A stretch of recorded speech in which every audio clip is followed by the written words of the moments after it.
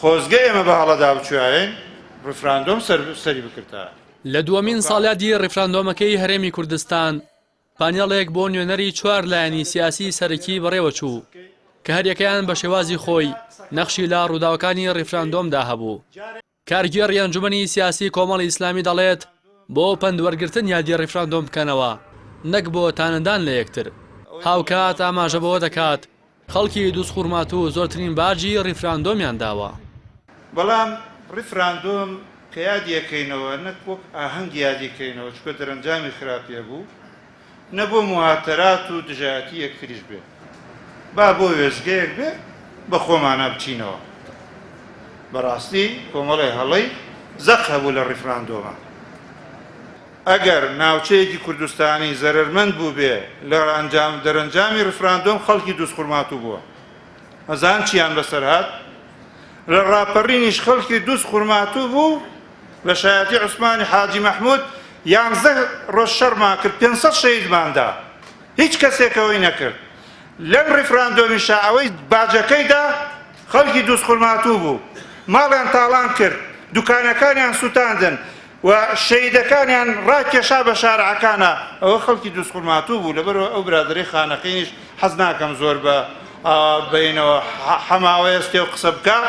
ئێمە باجماندا بەڵام یەک تەکلیفیشمە یەخیر تەکلیفم خوا باواز بێنین ئەم خاینەوە ئەو هەڵەی کردووی با دەست لە مل یەک بکەین و هەنگاو بۆ ئایندە بنێن و ئەوەندەش باسی خیانەتی 16 ئۆکتۆبەرەوانە نەکەین.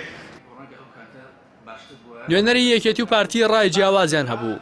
جعفەر ئیمینکی بە ڕۆژێکی مێژووی ناودەبرد و فەرید ئەسەسەردیش پێی وابوو کە ئیدارەیەکی خراپی ڕیفراندۆم کرا و کاتێکی خراپیشی بۆ هەڵبژێردرا.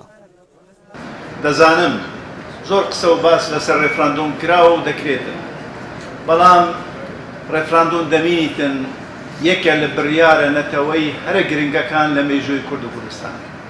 لە 100 ساڵی ڕابردوو نەماتوانیوە ڕێفراندۆمێک بەو جێرە بەو شێوازە لە زروفێکی وا هەستیار ئەنجامی بدەین.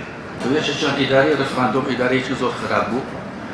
دووەمیان کاتەکەی زۆر خراپ بوو یان ئێمە لە هەڵبژاردننی کاتەکەیە کاتێکی زۆر خراپمان هەڵبژار.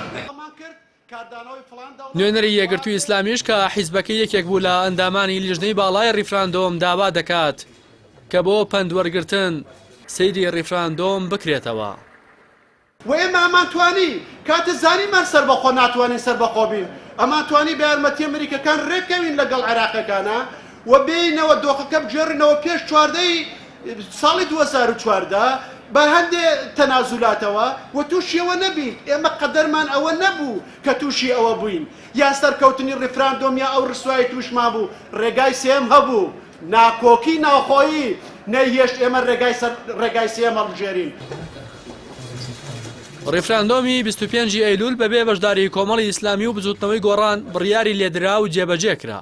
قبول نەکردنی نامەکەی وەزیری دەرەوەی ئەمریکاش کە داوای کردبوو بۆ ساڵێک ڕیفراندۆمەکە دوا بخرێت بە هەڵەیەکی گەورەی مێژوویی دادەنرێت.